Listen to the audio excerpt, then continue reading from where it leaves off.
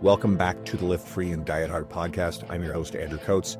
Join me along with industry leaders and friends on a quest to get more people through the gym door and eating and living healthier. Join me where evidence meets empathy while rejecting fitness industry fads and extremism. Let's begin.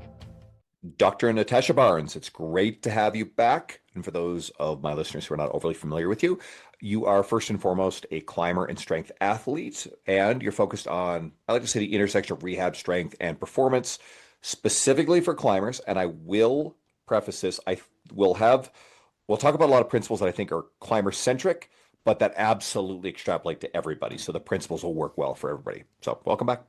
Thanks for having me back. It's great to be on the podcast again. Awesome. Okay. So are lighter climbers better climbers? Mm. That is a very loaded question.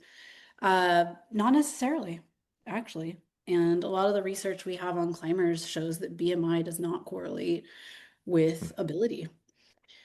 However, if you look at some of the best climbers, they will look relatively lighter, but they're leaner, but they have more muscle mass than non-elite climbers. So I think that's the key. They have more muscle mass. Makes sense. I mean, does that mean that Hafthor Bjornsson or Eddie Hall can probably be reasonably successful climbers? Or is there kind of a point where it's like, hey, this stuff's just going to be harder? Yeah, I mean, I think there's definitely going to be like a natural set point for people. And like, I'm sure they could climb. I mean, there's a football player right now, like a professional football player who's like I forget his name, because I'm not in the football world, but I know he's a pro football player and he's getting into climbing and he weighs like 350 pounds and everybody's losing Wow. their minds because they're like, he's so big, he's a giant football player, but he's like doing pretty well. He's not like elite level, but like he's climbing hard and having fun. So Might not be trying to rush up El Capitan without any equipment. yeah, Okay. definitely not. Do you want to tell people what El Capitan is? And I suppose there was a lot of buzz, and I apologize, I didn't memorize his name, but there was a climber, and I think he's the same guy from Free Solo, who then recently climbed a building. That he's the first person to do it, and of course, everybody's tagging me because he was listening to a lot of Tool in the playlist. So can you Oh tell us yeah. about him a bit, because he might be a bit more mainstream accessible now? Oh yeah, Alex Honnold. I think if you anytime you tell someone you're a climber, they're like, "Oh, have you seen Free Solo? Do you know Alex Honnold?" And yeah, he just climbed some building in Taipei. I'm not sure.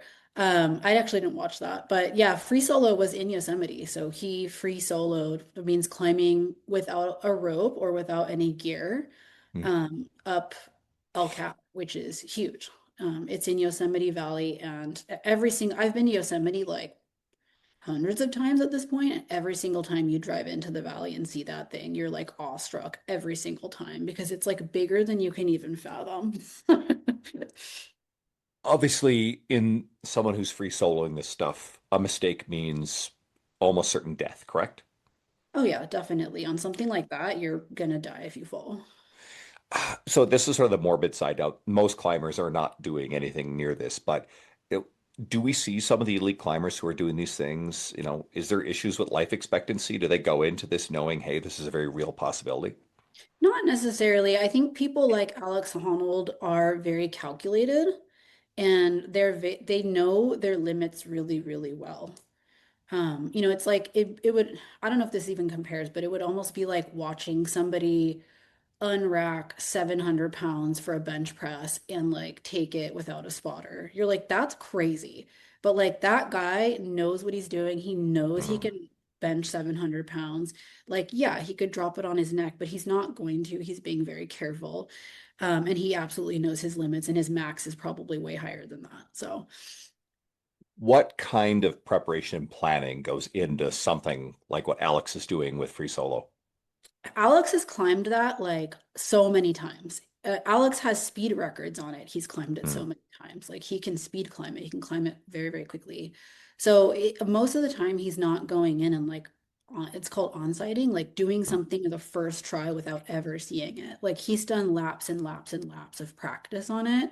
And he's like very, very skilled at climbing on Yosemite granite, which is like a technical style of rock to climb on. So he knows exactly what he's doing. He knows his limits. Something like El Cap is nowhere near like his maximum intensity level. It's just Hmm. hard enough to be a little scary for him.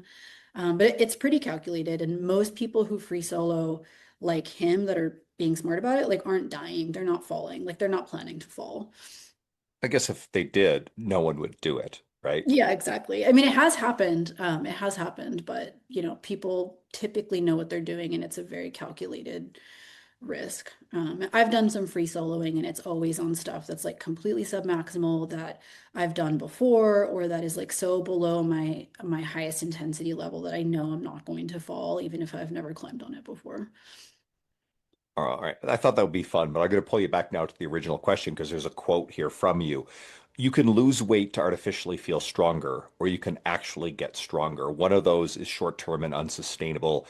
The other is a long-term strategy and makes you a healthier human and climber for years. I think this can be extrapolated broadly, but do you want to talk about this? Yeah, totally. So in climbing, a lot of people talk about like a strength to weight ratio, and like there's a lot of other sports where they maybe have that gymnastics and things like that.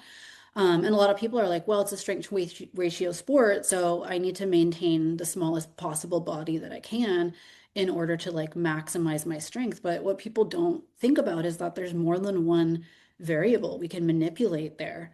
And like you can get lighter to artificially feel stronger on the wall, or you can actually get stronger. And like, I both know we coach people to get stronger. Like you can meaningfully get significantly stronger, especially if you haven't like trained regularly before. And that's going to be more sustainable. It's going to have more health benefits to it. And the thing about losing weight is that it's like it's unsustainable. Like, yeah, you can improve your body composition to improve at climbing, and that's a lever you can pull for sure. But for some reason in the climbing community, that seems to be the first and like easiest lever that people want to pull initially is to make their body smaller. And I think that it can be like I said, a lever you can pull to optimize, but climbing is so technical and there's so much that goes into it. Like the climbing itself is very technical. It's a very tactical sport. Like it's jujitsu. It would be like jujitsu, there's so much Hmm. tactical, technical things to learn there. It'd be like someone coming into jujitsu and being like, well, I'm just going to get huge and strong and overpower everybody. And it's like, okay, like that might work, but there's also a lot of like, same thing with climbing. There's a lot of technique. There's a lot of tactical things that I'm always teaching my climbing clients that we can do that will significantly make you better and stronger at climbing above and beyond like losing any weight. And it's just a sport where eating disorders are like very highly Hmm. documented. I think there's a stat that like 80% or maybe it's higher than that of women at the elite level have disordered eating habits or an eating disorder. And so everybody, like some people get upset when I bring that up because they're like, what do you mean? Like, that's a viable strategy to improve your climbing. I'm like, sure, but like, we're talking about a sport that's riddled in eating disorders. Like, that's not really the message people want to put out there. Like, imagine if all the climbing coaches were like, weight loss programs, learn how to lose weight for climbing. Like, that would be horrible.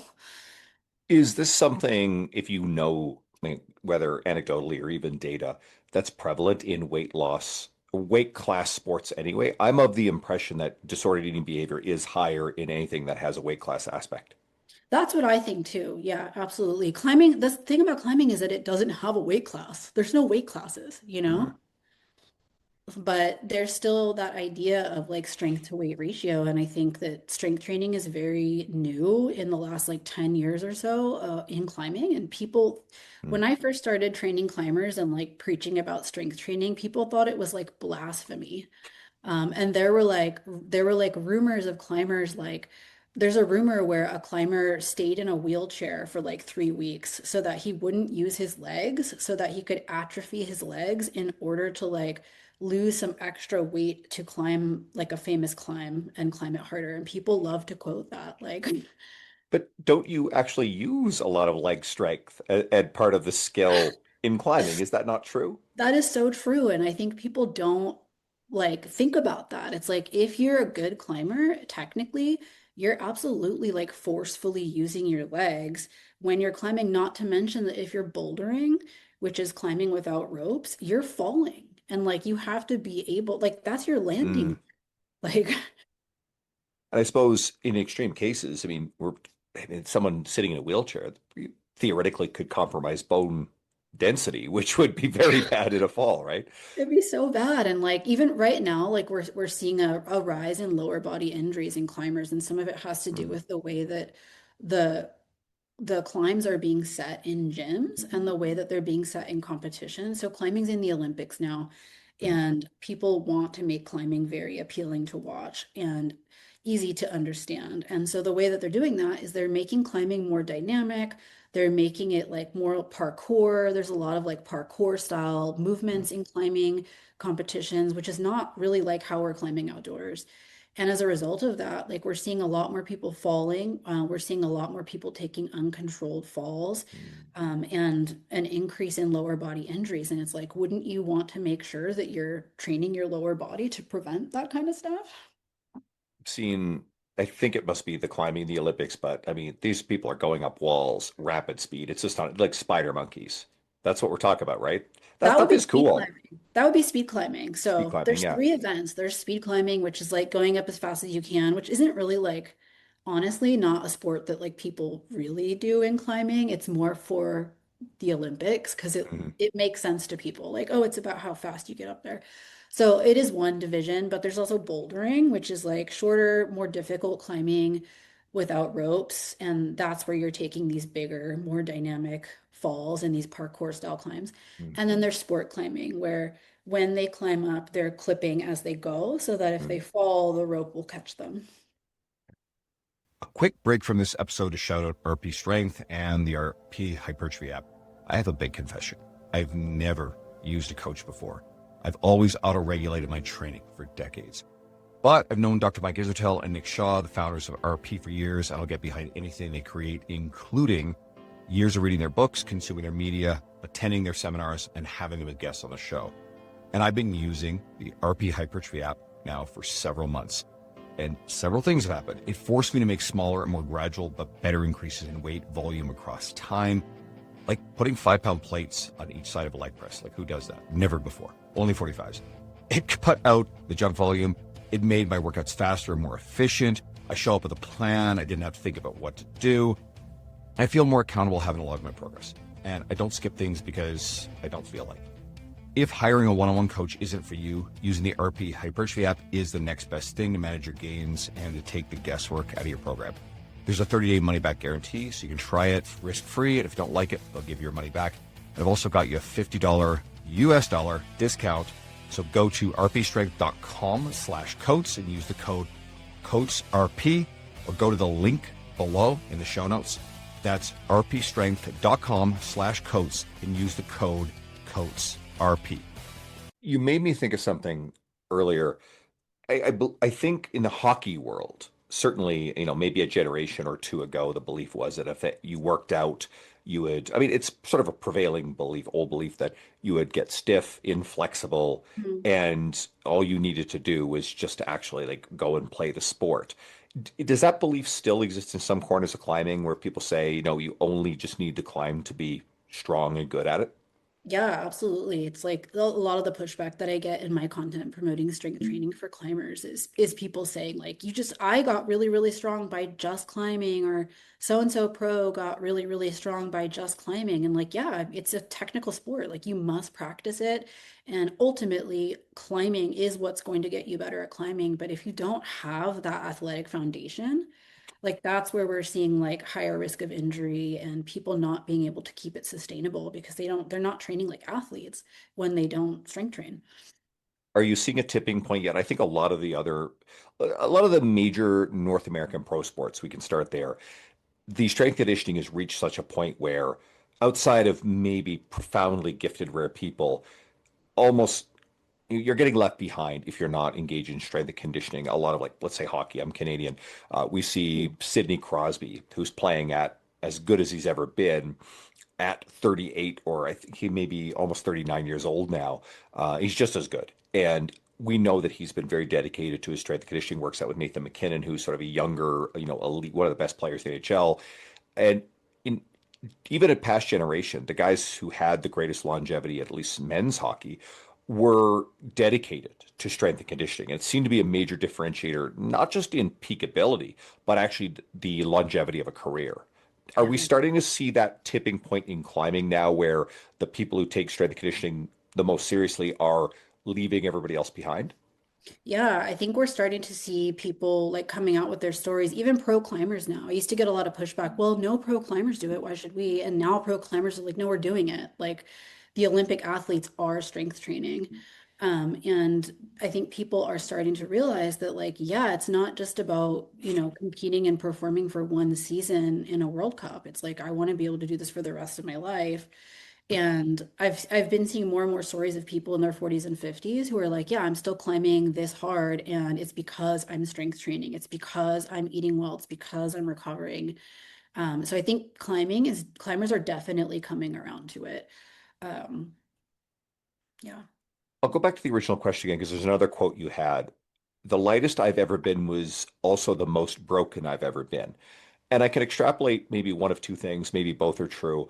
There's the psychological experience, maybe, something disordered within the nutrition, or physically undernourished being, more injured. Yeah. Yeah, I mean, I really fell for the whole, it's a strength to weight ratio sport. And when I started back in the late 90s, that was what people were doing. They were trying to get smaller and smaller. And even the World Cups now, they have a BMI requirement. Like your Mm, BMI has to be 19 or above, or you cannot compete mm, because disordered eating was so prevalent, especially in the 90s. Like the World Cup climbers were like way thinner than they are now. Now mm. everybody's starting to look more muscular. And I think also like the climbing style lends to that as well. It's not as like technical, fingery climbing. It's more of that dynamic, explosive, like running and jumping and stuff. But yeah, I mean, I fell for it and I tried to maintain the smallest body I possibly could. And I've been as small as 99 pounds. I've been as big as 162 pounds for powerlifting. Wow. So quite small. And I remember being 99 pounds and being like, I could be smaller, I could be leaner, like I should aim for that. But that's when kind of things started unraveling for me. Like it helped a little bit in the beginning to get smaller. And I was, winning competitions. I won national championships. I was competing in World Cups. I was doing really well in the competition scene, but it started to show the consequences of it because I started to break down. I started to get injured, and it started happening repetitively. And it actually took me out of competition climbing. Okay. Was there also like anything psychological with that? I mean, you alluded to the drivers behind it or anything maladaptive on the psychological side. Meaning, Well, I mean, any presence, I mean, again, you don't have to answer this, but disordered eating behavior. oh yeah. Yeah, yeah. I mean, I was doing weird stuff to stay light too. Like I would Mm, wake up in the morning and go to Starbucks, get a quad shot espresso. So mm. like the caffeine. Or there were like what were those diet pills that people would take in the 90s? Ephedrine? Like ephedrine pills. I would take those or I would go to Starbucks and get like a quad shot espresso and like go hit the cardio for an hour in the morning. Mm. And then, for some reason, I was like, I can only have half of a breakfast bagel. Like, that's it. That's what I'm going to have. I don't know why I made that decision, but I was like, only half. And I would eat very, very little. I had like rules around like how much I could eat. Mm. And I just remember like driving to climbing practice and being like, oh my God, I can't wait to eat like my half of a tuna sandwich that I'm going to eat later. And that's like, it would consume my thoughts, but I'd be like, I can't eat the whole thing. I can't eat it right now. I got to wait. It was stuff like that. This might be a loaded question, but, and you can answer it broadly or even if there's anything personal to it, but does a sport like climbing, as I know can happen with bodybuilding, bikini competitions, and certain other disciplines, attract people who've got predispositions or pre-existing disordered eating behavior because it is a socially acceptable way to actually engage in this behavior? I would say a little less than like bikini, like bodybuilding. Because in climbing, people don't even actually really know about like Mm, diet stuff, you know? Like I didn't know like, oh, like probably have a little carbs before training and then mm, restrict all the other times, or I didn't mm. even know what I should be eating or that I needed protein or anything like that. I just knew like eat less, you know? But I do think that like maybe. maybe it is a sport that favors like a slightly smaller frame and a slightly smaller person, and so maybe it attracts like more people like that. I wanted to go back and ask, so I presume that one of the smarter strategies, if someone's actually at a pretty reasonable, let's say BMI, they're not underweight, is one of the goals to try to maximize strength without necessarily gaining a lot of weight? I'm sure in some cases gaining weight is fine, but with the focus on, let's say, maximizing strength relative to weight gain, what are some of the approaches to strength training that you would use there? Yeah, I mean, I think it depends on the person, like, and their personal history. Like, if Mm, somebody's telling me somebody's already very small and they're telling me they've never ever strength trained before, and they struggle with multiple shoulder injuries, I'm like, you're probably going to benefit from putting on some upper body mass. mm, And it's actually if you can get like 5 kilograms, like if you're going to gain 5 kilograms but get 25 kilograms stronger, like mm. who cares? Like it's muscles functional, it's working for you. It's not just like dead weight in a backpack that we're putting on and having to lug up a wall. So for some people, like especially people who've struggled with like chronic injuries, like I try to recommend like we should think about putting on a little muscle mass. Like that's going to be protective armor for you.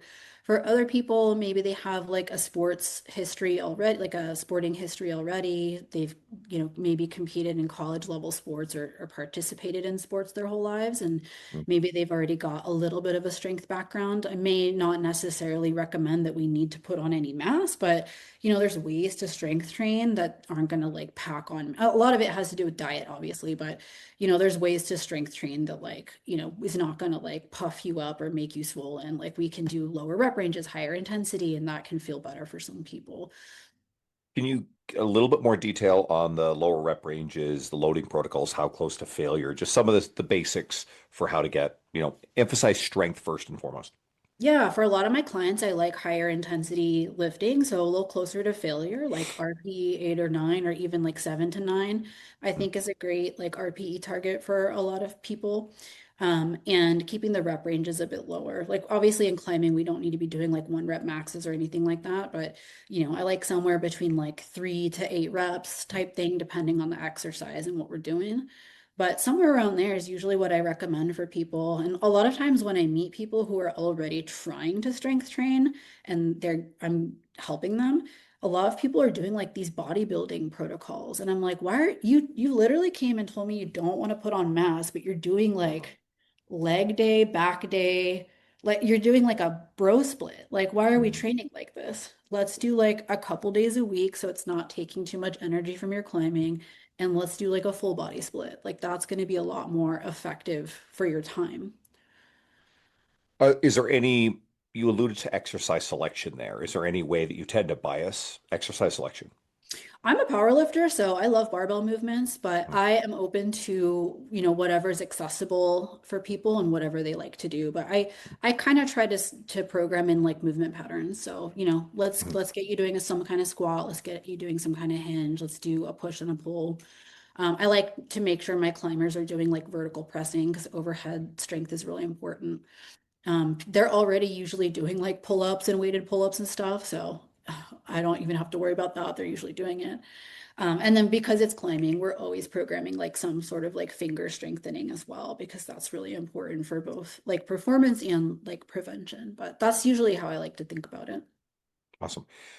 Is there a point where it is worthwhile to improve body composition, like lower body fat percentage? Like, is there a Yeah. sweet spot for it? Just a point you do not like to go past? I think there's a sweet spot for people. I think it's going to be different for everybody because everybody responds differently to different. Like I know for me personally, if I drop below like 18% body fat, I lose my period. And that's like before I even have like abs. And so I think it depends on the person. But I think if we've got all of our other ducks in a row, we're strength training, like you're technically proficient, you're tactically proficient, like we're following a structured program, and we've got that dialed in, then like improving body composition can be a lever that we pull. That's not something I specifically work on with climbers because I don't do Mm, like diet and stuff like that, mm. other than for myself. And so I usually refer them to like a climbing nutritionist or somebody who Mm. does.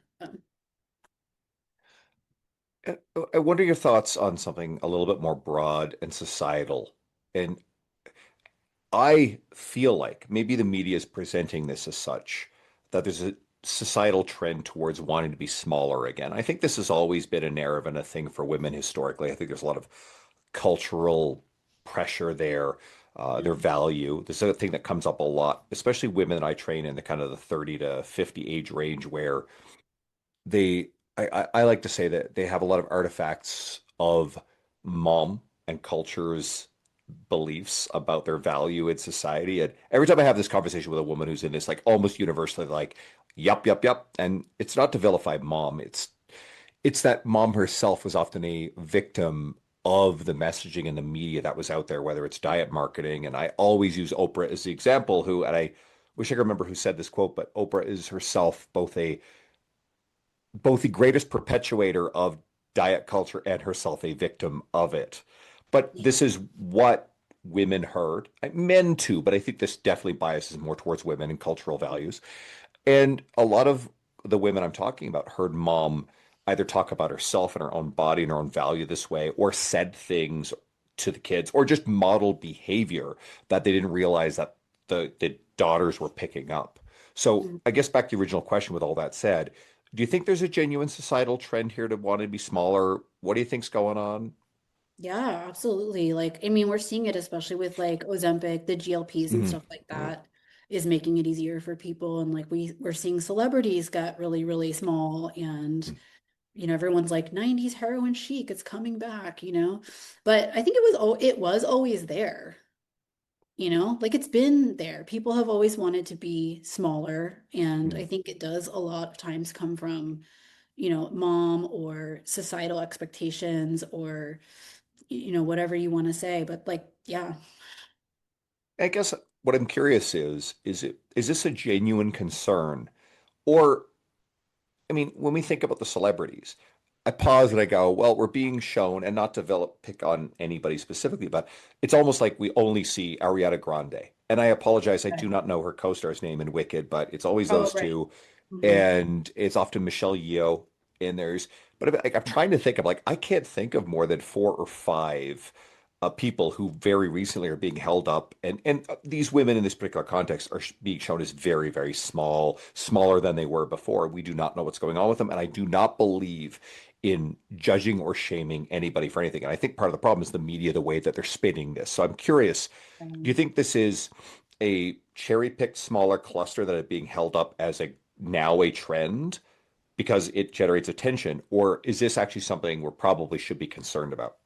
I think we're definitely being shown like some really extreme examples. Like we can think of like some healthy ones too, who like maybe their body roundness index was pretty high. Mm, That's going to put them at risk for certain diseases. And like it's probably a good idea for them to mm, lose some weight and get healthier. And GLPs make it easier, and that's wonderful for people. But I think mm, we are being shown like really, really extreme examples of like maybe people who already had like some disordered eating and like mm. now they're using pharmaceuticals to like assist them in it, and like it's not everybody.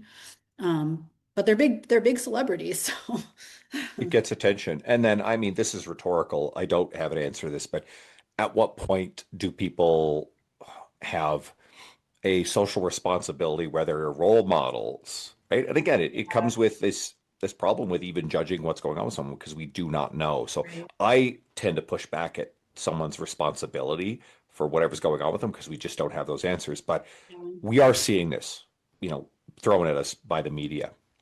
Yeah, I think it's hard because like, yeah, you don't know what's going on with them behind the scenes. They're also like very high level celebrities. I can only imagine that that's so stressful. Like they can't go anywhere without people taking pictures of them. Like imagine living like that? And we don't know what else is going on behind the scenes for them.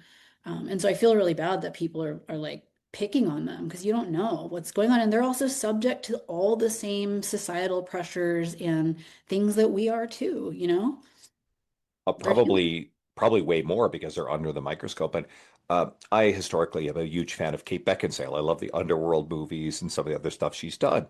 And I follow her media, and I can tell that she is little. She is really, really teeny. And again, I do not know the story, but she definitely gets a lot of, she posts something and there's a lot of negative comments and she fights back at them. So I see this stuff and I'm like, this is, you know, I just don't like seeing the negative attention it's getting and the judgments that are going into it. So I was just like putting that in there. Yeah, I think it's hard because people are gonna have something to say no matter what, right? It's like Mm, you're either too skinny or you're too fat. Like mm. there's like I think Taylor Swift who said that. It's like you're either too skinny, you're too fat, you're too this, you're too that. It's all just impossible. Like Oh, yeah. All right, you put up something. Oh, I love this. So, quote, pistol squats look impressive until you realize a simple loaded squat will get you 10 times stronger in 1/10 the time. If pistol squats are the hardest leg exercise in your programming decisions are the problem. Break it down. Yeah, I think a lot of climbers gravitate towards the pistol squat. A, because it looks like an impressive skill, and it is. It's like cool to see someone do a pistol squat, you know? And I think it can reflect some skill and some leg strength. But the thing is, climbers avoid heavy weight training but and use that as an excuse. They're like, oh, well, I'm just going to do pistol squats, or like, oh, well, I can do like a few pistol squats. So like, why would I need to squat? And it's like it's very hard to progressively overload a pistol squat. It's not impossible. Obviously, you can grab some dumbbells, and it can be progressively overloaded. And there's like calisthenic athletes who do that all the time. But if we're talking about the clients that I see, they come to me because they have injuries, they know they need to strength train, but they also have very little time. And so if we're looking at like bang for your buck exercises, like it's not going to be a pistol squat because I want something that's like easy to perform, easy to progressively overload. You don't have to do a ton of volume with it. You can get in and out of the gym. Because you're telling me you've only got like 30 minutes to an hour to train. All right, that's what we're going to do then. It's not going to be a pistol squat. I mean, I tend to think in terms of some of the stuff we see on social media. I like to call them the charitable term I'll use is a feat of strength, right? Feat of performance. The uncharitable term I'll sometimes use is a parlor trick. And pistol squats for most people are going to be under that umbrella. And like you said, there are a few people who can progressively overload them, but you have massive bottlenecks of skill and stability. Those are going to be huge constraints long before most people can actually take it to momentary muscular failure, where it's an adaptive training stimulus. So brutally inefficient, as you said. So, and I see a lot of this stuff on social media. So I don't know, like your thoughts on, useful training methodologies versus like social media trickery. Yeah, I mean, it's like, let's think to what your actual goal is, right? Like, if your goal is to get stronger or your goal is to like build a better strength base for your sport, like, we're probably not going to pick stuff that's less effective. Obviously, like, I think exercises can be on a spectrum. Like, not saying that a pistol squat's like a bad exercise. It's just not the most effective use of our time if your goal is to get stronger. And body proportions play a big role in that. Like if you have a longer femur, which I do, and a lot of climbers do, I've noticed that like people, climbers are all shapes and sizes, but a lot of climbers are kind of like that body type of like longer femur, shorter torso. It seems to like Mm. select for that body type. It's going to be harder to do pistol squats. Like it just is, you know? And but we can modify a squat, we can do a leg press, there's so many different things that we can do to like progressively overload and make sure that we're accessing higher intensities like we talked about earlier in the podcast. Like if we're gonna hit like a 3 to 8 rep like squat pattern and hit and get close to like RP 8 or 9, like it's not going to be pistol squats. Or like any of those other, like trick exercises that you can do. Climbers love like one arm pull-ups, and I think they're really impressive. And you obviously have to be pretty strong and have a lot of shoulder control to be able to do them, but they just don't correlate with your climbing ability. And I would rather just have you do regular pull-ups. Well, that makes me think, is that a training methodology that gets someone strong for climbing, or is it something that they could, again, a parlor trick they could do because they got Right. strong, because they're a Right. skilled climber, they got strong with more conventional means? Right. And that's kind of what it seems like is the latter. Like, okay, you're just a strong climber and you're able to train a little bit and do a one arm pull up. and Mm. it's not necessary. Some of the strongest climbers in the world can't do a one arm pull up. So it's not even necessary. But sometimes climbers are like, oh, I really need to get to that one arm pull up because like I want to climb at a very high level. It's like, you don't really need to. Like, let's just make sure we're hitting our movement categories that we need to hit. And like, sure, if you can like bang out like weighted pull-ups with like body weight added, all right, maybe we transition to like some one-arm pull-ups, but like that's not like most people. This is a stupid small one, but occasionally see someone doing a one-arm chin-up, but they've got one arm on the bar and the Oh, other yeah. arm is actually grabbing their wrist. Is that actually a one-arm chin-up or no? I feel like it's not because like you're Yeah, still like bending your other arm and like assisting, right? You're just grabbing somewhere different than the bar. yeah. Thank you for answering that. That's what I thought too. All right, another quote you put up recently. You started a new training program and now you're injured again. So why does that happen and how can someone avoid that phenomenon? Yeah, I mean, I think a lot of people start programs that are maybe inappropriate for their goals. So, for example, like in my world, climbers will start like a 6 day a week bro split. And it's like, we don't need to be doing that. That's like a lot of volume for someone who's never trained before, and also probably not the right structure for you. Or like I've seen climbers like download powerlifting programs online and start doing those. And I'm like, you're not a power lifter. Like, why are we doing a powerlifting program? Like, also, this is not a beginner powerlifting program. Like, you're going to be doing too much volume, too much intensity right away. And like, you're going to burn out on that or potentially get injured because that program is not appropriate for like where you're at and like what your goals are. So some of it is like inappropriate like programming, I think. Some of it is like not sticking to like an actual plan or like an actual program. Like sometimes people are just going in and doing some exercises that they feel like they need to work on, and like maybe that changes every week. And so they're never spending time like repeating movement patterns and actually like building on that. Programming is like a workout is one thing. A program is like actual structure and progression to those workouts. And I think a lot of people don't know that. They're just like, oh, I'm just doing a workout, like, and then I'm going to do something different next week and something different the week after. This episode is brought to you by Just Bite Me Meals. I work long days and I won't compromise my client experience or sacrifice my workout, sleep, or nutrition. So I needed a quality and reliable meal prep service so I could save time on cooking and shopping and have more time for the stuff that matters. Net out the cost of groceries and the service isn't as much as you might think, and regular impulsive food delivery apps, eating out, that costs way more anyway. I get more meal variety and less dishes to clean, and I've been referring clients to Just Bite Me Meals for a long time, and I recently started ordering myself. Food is great. The beef brisket tacos are my favorite so far, and there's a lot of menu choice. Your calories and macros are listed. The portions are great. You can order custom meals. They deliver to your door, or you can pick up from their storefront. And I'm sorry to listeners outside of Alberta, but Just Bite Me Meals is currently just in Edmonton, Calgary, Grand Prairie, and Fort McMurray. Ordering from Just Bite Me Meals made my life easier instantly. And you can get 10% off on all your orders using my code, Andrew Coates Fitness, all caps, on their website. That's Andrew Coates Fitness, all capitals, or go to the link and the code in the show notes. Do you have any guidelines, rough or specific, about how much how much you start with and how much you graduate load, intensity, and volumes for people? I think it really depends on the person. I don't have like a hard and fast Mm, rule on that I stick to. I teach my climbers like auto regulation right away. And of course, it's like a skill you have to get better at.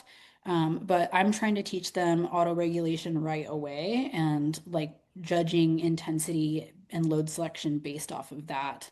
And I'll give them some guidelines like, typically if you increase the load 3 to 8%, that's going to increase your RPE point by like one.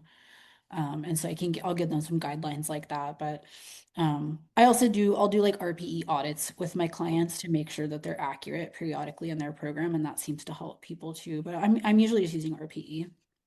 There might be a few enthusiast listeners who are not overly familiar with RPE. Could you define it? Yeah, so RPE just stands for rate of perceived exertion. Basically, you're just rating your effort level on an exercise. Another way to look at it is reps in reserve. So you can look at how many reps you have left at the end of a set to rate Mm. your RPE or just rate your RIR. And that's another way of auto-regulating as well. So in a session with strength training, it's actually not necessary to go to failure Mm. in your training session every time. The training needs to be hard, but it doesn't need to put you to failure. And the only thing that we're really getting by going to failure every single time is we're going to be accumulating more fatigue than Mm. is necessary, and you're just going to hit a wall faster in your programming. So RPE helps you stay a little bit away from failure, because we're always leaving like a rep or two or three in the tank, which makes the training more recoverable, which also makes your training program more sustainable and gives you a little more longevity in a training block. Perfect. I think this next line will expand upon some of the injury risk stuff. So, another quote: most climbing injuries are not because of some imbalance or dysfunction. They happen when underprepared tissues meet higher demands than they can tolerate. So, just take that further. And what does that mean? Yeah, I mean, a lot of injuries happen because the tissue wasn't prepared for the load that we are putting on it. So a lot of injuries are underprepared injuries. I mean, even acute injuries, Mm. your tendon wasn't prepared for that load, but more chronically as well. Like over time, if we're constantly pushing to failure, to failure, to failure, or harder than we should, or more volume than we should, like eventually that tissue is going to start talking to you. And so that's where a lot of injuries can happen, in my opinion. And I think we can see how that works in the gym.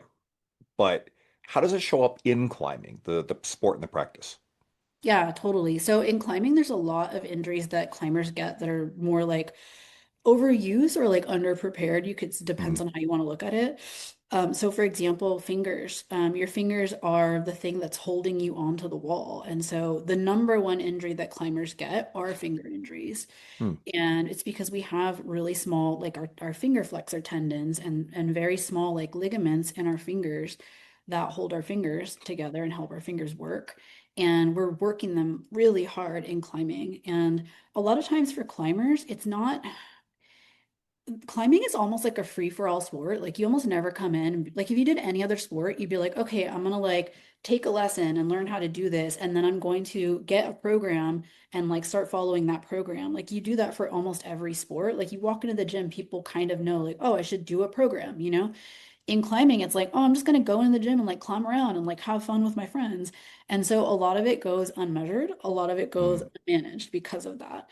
And so what ends up happening is that the reason that a lot of climbers like climbing, and anyone who's listening that has climbed can probably relate to this, is that it's exercise, but it doesn't feel like it's exercise. It's really fun. It's like a puzzle with your body. You have to figure out how to get up the wall, and that's really engaging and fun for people.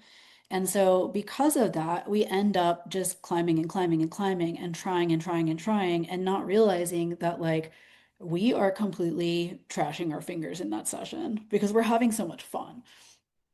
I love that you mentioned the fun, and you just made me think of something that makes so much sense. And I can ask a couple things. One is, do you think people are meant to climb? Because then I think back to being kids and play and how adults often lose these qualities. And I think there's a big narrative with people now about finding fun and play again and being adults. So is that what climbing often is? Is it adults finding play and something joyful from their youth?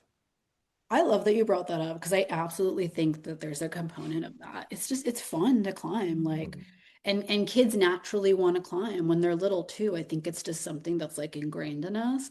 Mm. And now you even see little kids' playgrounds with like a little climbing wall and stuff. And yeah, I mean, it's fun. And I think that's what draws a lot of people to the sport. There's a lot of like fun and joy and play in climbing. And a lot Mm. of it is like, well, we're just going to play around on this and try to figure out how to climb up it. And it can be a little social with your friends because you're figuring it out together. And I think there is a large component of like play, and fun to it. What about, let's say there's listeners here, and I really want to make sure this episode was accessible to non-climbers, but what about the person now who's listening and going, I'm kind of curious about maybe going to climb. Where do they start? Because it can seem like a bit of a niche, specialized and perhaps even a elite world, and someone might see free solo and go, "Fuck that." So where do you start, people? Yeah, totally. I would like check out your local climbing gym. You definitely don't have to start by climbing up El Cap. You definitely don't even have to start by climbing up a really tall wall. A lot of people Mm. are like, I'm afraid of heights. And it does get better like the more you climb, but there's climbing you can do where you're on a rope and you're like fully safe, fully supported. A lot of climbing gyms now will have like lessons that you can take. So you can go and ask like when's their beginner class? And you can go and take like climbing lessons, or there'll be coaches there that can do a private lesson with you. There's bouldering too, so you can go by yourself. Like if you don't have a partner to like belay you on the rope, like, or you don't want to work with like a trainer there to like have them belay you, you can go and learn how to boulder. And a lot of gyms now will have classes for that. So bouldering again is just like the shorter rocks without ropes. And there's mats at the gym to keep it very safe. They teach you how to fall. It's relatively safe as long as you like learn how to fall. So it's really accessible, and most cities will have a climbing gym these days, especially like moderately big to definitely big cities will probably have multiple climbing gyms. Oh, funny. Now you've got me remembering. I only did it once. Should have done it more. There was a famous place in St. John's, Newfoundland, where I grew up, Walnuts. And this place was around for years. I don't know if they're still there. I kind of hope they are. And it's a great name. And but I remember you go in and they give you they show you how to do a belay. So I think it's a belay test, and then you're supervised. And this was pretty cool. I mean, I remember it being challenging when I mucked around with it, and I would have been in my early 20s when I did it. But yeah, it's funny now I'm thinking about this. Yeah, it's fun. That's so fun. I was going to ask you if you've ever been climbing before. There's a handful of things I've only ever done once in my life. That's one of them. I remember horseback riding once, and I've got a client who she is a coach for show jumping. So she's been trying to get me to come out, and I promise I will. But it's probably been shit over 25 years since I've ridden a horse. That's totally unrelated. I actually work with, it's not a specialty by any means, but by fluke, I work with a few high-level equestrian riders and coaches. Yeah. And boy, do I know that injuries are a big thing in that world. Yeah, I don't know that much about equestrians, but yeah, I've heard that that is definitely a thing. Mm. Are injury rates higher in climbers than the general population? They're higher than weightlifting for sure. Okay. Because that's a lot of like the pushback that I get from Mm. people initially was like, well, it's not safe, like it's dangerous to lift heavy. And I'm like, well, actually, if you look at the stats, the injury rates on weightlifting are like much, much, much, much lower than climbing. But Do you have stats on, because injury rates are always or almost always expressed in research as injuries per 1,000 hours, and I know yeah, that I love this stat, but the best proxies we have for strength training are probably powerlifting, CrossFit, bodybuilding stuff. And the injury rates usually come in about 1.5 to 4 injuries per 1,000 hours. And these are not like ACL tears and pec tendon ruptures. And these are an assortment of things, usually minor. Do you have a statistic on the injury rates for climbers? yeah, climbing is like 4 to 6 Oh, injuries so that's per not bad. thousand. So it's not bad, but it is a little higher than weight training. It's not as bad as things like running or contact sports, obviously. Yeah, I But was going to say running is substantially higher than even that, and still running's still safe. yeah. Okay. All right, let's do one last one. Age is not the problem. Undertraining is. Your body is not falling apart. Your training is. Age doesn't limit the way you in the way inconsistency does. Talk to me about that narrative. Yeah, so a lot of older adults like stop exercising, whether it's like life responsibilities, stress, injuries, like we just start moving less. And that's why we feel the way that we feel as we get older because we stop moving. Like a lot of adults aren't even getting like the physical activity guidelines. They're not even meeting those. They're not getting steps. They're not doing anything, and then wondering like why don't I feel as good as I did when I was 20? Well, when you were 20, you were doing sports, you were running around, you were, and so strength training is something that's helped a lot of my older clients Mm. feel amazing again. And I know you have some older clients too you've posted about. It's so cool to see like my older adult clients that are like 50, 60, 70 start strength training and feel amazing again. I have a client who she first came to me. She was having like some hip pain. When I first met her, she couldn't even do just like an air squat all the way down. Like she couldn't do it. She had to hold on to something to be able to go all the way down. and she had like osteopenia, osteoporosis going on. We ended up working together for like a year or something, and she completely reversed her osteopenia, osteoporosis. And then she ended up getting into powerlifting and qualifying for nationals and like competing at Worlds in Ireland. And her husband ended up working with me like for powerlifting. And they both like went to Worlds. So she went from like having osteopenia, osteoporosis, not being able to just like squat down her own body weight to like being able to lift more than her own body weight and like competing at a competition. And that is a story I love to tell people about, like your body is more capable. Like you can adapt to training. You can still get stronger. You can still feel better if you start training consistently. Like look what this client did. And I feel like that's the narrative. It's the fear of you get someone who's now been given this diagnosis, right? And again, I think we would both caution someone like, oh, you now have been diagnosed with osteoporosis. Let's go out and do a powerlifting competition. It's nowhere Yeah. near that like linear, right? There's a lot of graduation of look because again, it goes back to, force exceeds tissue tolerance. You want to Mhm. accomplish that? Go like, one rep maxing someone with, who's untrained with Yeah. osteoporosis. Like, please, for the love of God, don't. I think the problem is more people they get a diagnosis like that, a label, something like, oh, you have degenerative disc disease. Guess what? We're all degenerative past a certain age. But then all Mhm. of a sudden it's like, oh, now I have to be careful. Older adults, there's no more jumping, explosive, powerful movements, which you actually need to retain those qualities. They detrain faster even than muscle and strength do, which all decline over age. And then if you suffer a fall injury, so you're weaker, you don't have as much muscle, your balance is not as great, your force production is not as great, your ability to absorb impact is not as great, and then you slip on an unstable surface. I live in Edmonton. Like this has been a bad winter where it's thaw, things melt off, then refreezes. Mhm. The walks are dangerous, the roads are dangerous. Like I can't count the number of times I've like sort of lost my footing and caught it, but it's that quickness and explosiveness Yeah. that we have. And I'll be 48 soon. Like I'm scared shitless of being older and not maintaining these qualities I've occasionally slipped in the bathtub, right? I've fallen on my stairs and hurt my knee. And I've told this story for long-time listeners a few times and sprained my ACL, a quarter post injury, because going down the stairs too fast in socks on carpet stairs. That's just a bad combo. Now I take my time. But then there's the self-fulfilling prophecy of now I'm acting slower. Now I think common sense says that I'm holding the handrail on the stairs. I'm fine with that. But I don't want that to manifest in everything in life where I'm fearful of doing anything athletic, explosive, etc. Right. And I think that's the self-fulfilling prophecy that goes wrong.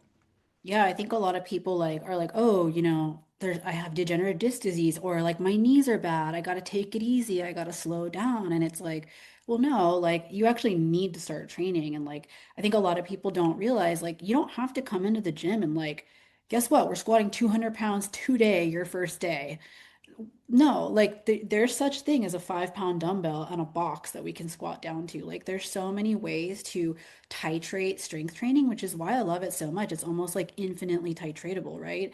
We can always find a way to scale an exercise for a client and progress, like meet them where they're at and progress them from there. And I think a lot of adults, older adults, think of the weight training area and they think of like Arnold Schwarzenegger, or they think of CrossFit athletes doing crazy explosive stuff. And they're like, not going to do that. I'm like, we're not going to make you do that right now. Like, we're going to start with where you're at and we can progress from there. And once you let them know, like, hey, there's a way we can start this that's not going to feel overwhelming and like get you injured, then they're like, kind of, there's more buy-in to it.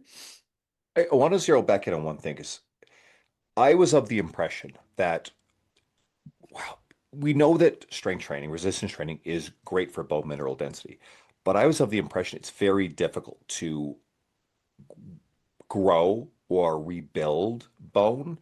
A lot of this stuff has to do with peak bone mineral density, which usually is developed in when we're fairly young based on how active we are. Now, I definitely know we can slow the rates up, but you actually said that, this client reversed her osteoporosis and osteopenia. Is this a typical result, or do you think she's a bit of an extreme case? Yeah, it's a result that I've seen multiple times. It's a Okay. result that like all of my colleagues have seen with some Mm, of their clients that they've worked with too. Your bone can will absolutely still respond to like loading. okay. I think there is something to do with like peak bone mineral density. I'm not exactly sure, Mm. but you can absolutely get like meaningful changes in your bone at a later age as well, and like reverse some of these things. It's like it's what's like prescribed now for people who have that going on. Amazing. Okay, good. I'm glad for that clarification. Everybody can get you on Instagram at Natasha Barnes. Where else do you want to send people? That's it. That's the best place to find me. I mean, I have a website. You can find it on Instagram as well, natashabarnesrehab.com. But the best place to find me is on Instagram. Amazing. I appreciate you. This was fun as always. And for everybody listening, you if you're curious about climbing, obviously Natasha's BD is fantastic for it. If you're already an interested climber, well, you're already drinking the Kool-Aid. But again, I think there's a lot of broader lessons here. But if you have someone in your world, especially who's in that climbing world, oh my God, please can you send this to them? Let them know about Natasha. She's going to do wonders for them, and it helps you grow the podcast. So I appreciate you guys for listening. Thank you.